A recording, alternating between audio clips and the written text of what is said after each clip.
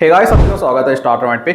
दोस्तों, आज की वीडियो में हम ये बात करेंगे कि जो आप जब भी कोई भी एक एप्लीकेशन बनवाते हो तो दोस्तों आपको पता ही है जो बैकएंड पे हमारा डेटा स्टोर होता है, हम उस डेटा को कैसे यूज कर सकते हैं हमारे एप्लीकेशन के लिए, हमारे न्यू यूजर्स के लिए और हमारे एक्टिव यूजर्स के लिए।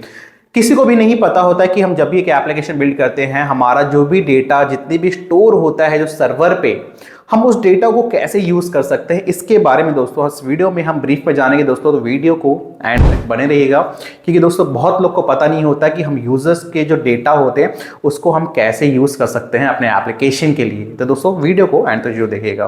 दोस्तों, यूजर्स के जो डेटा होते हैं उसको कैसे यूज करें, मैं पॉइंट टू पॉइंट इस वीडियो में आपको बताऊंगा।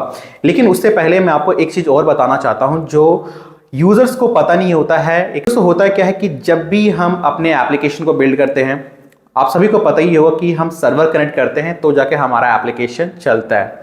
जब तक हम एप्लीकेशन में सर्वर कनेक्ट नहीं करेंगे तब तक हमारा एप्लीकेशन किसी काम का नहीं है, वो एप्लीकेशन का डब्बा रहेगा, एक एम्प्टी बॉक्स बोल सकते हैं। सिर्फ उसमें आपको डिजाइन देखेंगे, लेकिन उसके अंदर जो एपीआई होती है, जो लाइव एप्लीकेशन होता है, उसमें कुछ भी नहीं चलेगा विदाउट सर्वर। जब तक सर्वर हम उसमें कनेक्ट नहीं करते तब तक वो एप्लीकेशन किसी काम का नहीं है। और जब हम सर्वर कनेक्ट करते हैं तो जो हमारे जितने भी यूजर्स जो होते हैं, आपको जो भी उसमें एक्टिविटी देखने को मिलती है, जितने भी यूजर्स होते हैं, वो डेटा जो होता है वो हमारा सर्वर पे स्टोर होता है।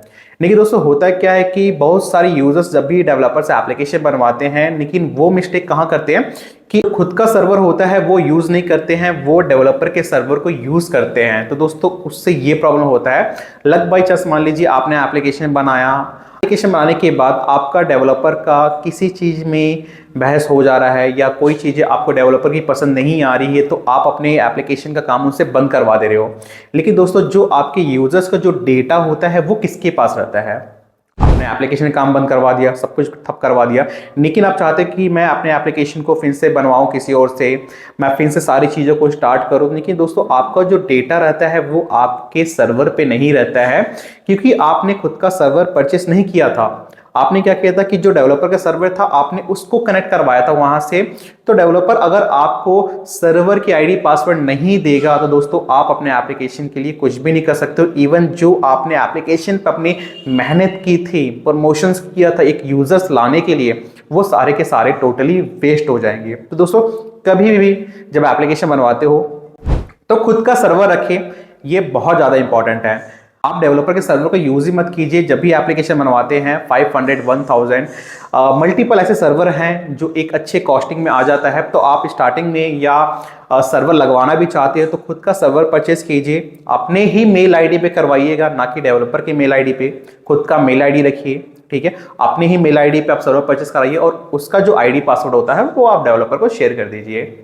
ये बेस्ट आइडिया है। अगर इन केस कभी भी फ्यूचर में कुछ भी प्रॉब्लम आ रहा है डेवलपर के साथ, तो आपके कम से कम जो यूजर्स के जो डेटा होते हैं वो तो सेफ रहेगा।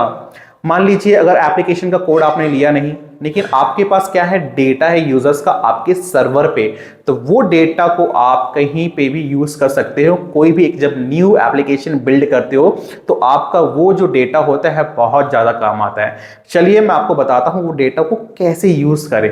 लेकिन यूज करने से पहले जो आपको मैंने सर्वर की जो स्ट्रेटेजी बताई है उसको आप हमेशा अप्लाई कीजिएगा।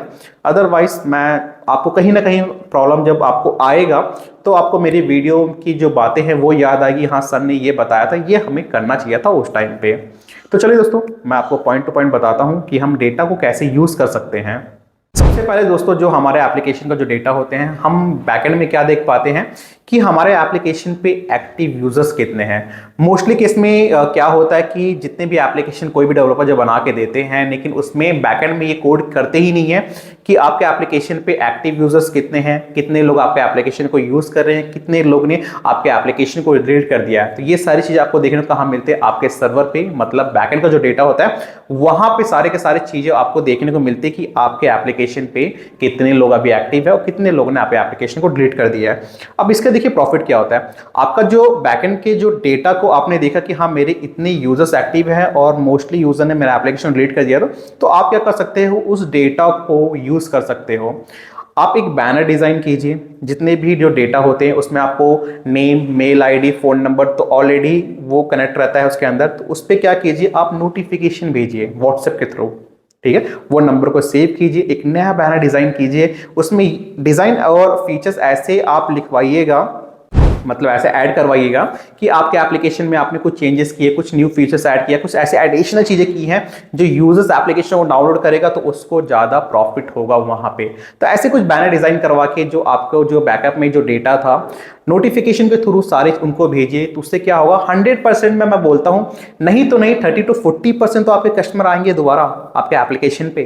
60% मैं बोलता हूँ छोड़ दीजिए, लेकिन 30 to 40% का जो रेशियो होता है वो तो आपको रिटर्न देखने को मिलेगा आपके एप्लीकेशन पे। देखिए दोस्तों, होता क्या है कि हम प्रमोशन करवाते हैं यूजर्स लाने के लिए, लेकिन आपके पास जो आपके यूजर्स ऑलरेडी हैं तो उस पर आप क्यों नहीं वर्क कर रहे हो। देखिए, ये मैं नहीं कहता हूं कि 100% आपको रिजल्ट देखने को मिलेगा, लेकिन मैं ये श्योरिटी के साथ कहता हूं कि 30 to 40% तो आपको रिटर्न देखने को मिलेगा। तो दोस्तों, आपका जो फर्स्ट पॉइंट है यही है, आप बैकअप को कैसे यूज कर सकते हो, डेटा को कैसे यूज कर सकते हो। और दोस्तों, सेकंड पॉइंट ये है कि जब भी हम एप्लीकेशन बनाते हैं तो मान लीजिए आपने उस एप्लीकेशन को प्ले स्टोर पे अपलोड कर दिया। प्ले स्टोर पे अपलोड करने के बाद लग बाई चांस आपका एप्लीकेशन क्रैश हो गया और किसी रीजन के कारण वो परमानेंट आपका एप्लीकेशन प्ले स्टोर से रिमूव हो गया। ठीक है, application totally crash and remove in play store हो गया। अब आपके पास क्या ऑप्शन बचता है? आपके पास यही ऑप्शन बढ़ता है कि आप फिर से एक नया एप्लीकेशन बनवाइए। इवन न तो जो एप्लीकेशन आपने बनवाया था उसको फिर से री अपलोड कीजिए वर्जन चेंज करके प्ले स्टोर पे। अब आपने वो प्रोसेस भी कर ली।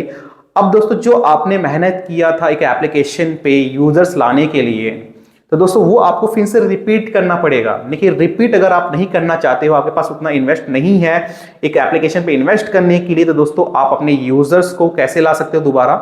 बैकअप के थ्रू। जो आपके सर्वर पे जो आपके जो डेटा ऑलरेडी स्टोर है, आप उनको ही यूज करके अपने एप्लीकेशन पे यूजर्स को रिटर्न लेके आ सकते हो।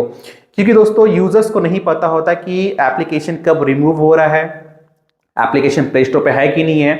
अगर लग बाय चांस उनको पता भी चल जाता, आप उनको पुश नोटिफिकेशन सेंड कीजिए कि हमारा एप्लीकेशन मेंटेनेंस में है या हम कुछ चीजें चेंजेस कर रहे हैं, तो उनको अगर आप नोटिफिकेशन भेजते हो तो वही कस्टमर आपके एप्लीकेशन पे रिटर्न आ जाएंगे।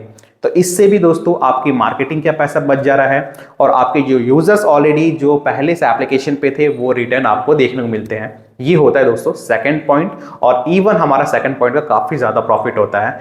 बैकअप दोस्तों जो आपका होता है होस्टिंगर पे या मल्टीपल जो सर्वर परचेस करते हैं वहां पे सारे के सारे हमारे डेटा स्टोर होते हैं, तो आप उस डेटा को इस तरह यूज कर सकते हो। और दोस्तों, लास्ट वन मैं ये बोलना चाहूंगा कि हर एप्लीकेशन के लिए डेटा अलग अलग होता है। मान लीजिए किसी ने OTT एप्लीकेशन बनाया तो उसके लिए स्ट्रैटेजी अलग होती है, या रियल एस्टेट का एप्लीकेशन हम बनवा रहे हैं तो उसमें दोस्तों जो डेटा आते हैं उसको भी वो लोग अलग स्ट्रैटेजी यूज करते हैं। तो मेरा कहने का इन द सेंस यही कि हमारे पास जो एप्लीकेशन का जो बैकअप होता है वो काफी इंपॉर्टेंट है, और इवन जो हमारे पास ऑलरेडी जो डेटा स्टोर है हम उसको कैसे यूज कर सकते हैं। तो दोस्तों उसको यूज कीजिए, आपके एप्लीकेशन पे प्रॉफिट तो देखने को मिलेगा। इवन आपके जो एप्लीकेशन पे कस्टमर थे वो रिटर्न चले गए हैं, तो उनको दोबारा लाने के लिए जो आपको मैंने फर्स्ट पॉइंट बताया था, डिजाइन चेंज कीजिए, बैनर बनाइए और नोटिफिकेशन सेंड कीजिए। अगर आप करते हैं तो आपके जो कस्टमर है, मैं श्योरिटी के साथ तो ये नहीं बोल रहा हूँ कि 100% आएंगे, लेकिन 30 to 40% आपके कस्टमर आपको रिटर्न देखने को मिलेंगे। इवन ऐसे बहुत सारे जो पॉइंट्स हैं मैं आपको डिस्क्रिप्शन बॉक्स में ऐड करके दे दूंगा, आप वो सारी चीजें भी अप्लाई कर सकते हो अपने डेटा के लिए। और दोस्तों, आपको ऐसा लग रहा है कि हम कुछ और भी नया कर सकते हैं उस डेटा का, तो दोस्तों कमेंट बॉक्स में आप कमेंट कीजिएगा, मैं आपको उस पर भी और भी ब्रीफ में अच्छे से नॉलेज दूंगा। तो दोस्तों, अगर आपको वीडियो पसंद आ रहा है तो प्लीज आप वीडियो को लाइक, सब्सक्राइब और शेयर जरूर कीजिएगा। मिलते हैं हमारे नेक्स्ट वीडियो में।